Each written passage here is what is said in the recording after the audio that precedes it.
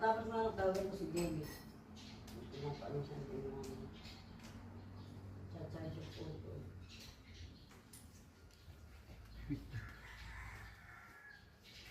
Abay kayo ng ganun si Brad. Babay ko sa February kami na una yung kapag-patayin.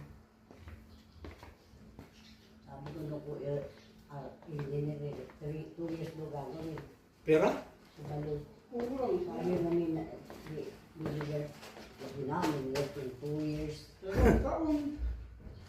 Ngayon, kung sabi ko, gamaya ka mo ibang ko. Salado ka sa dala.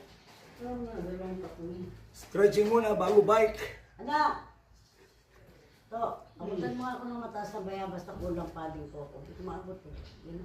Si Kuya lang ko.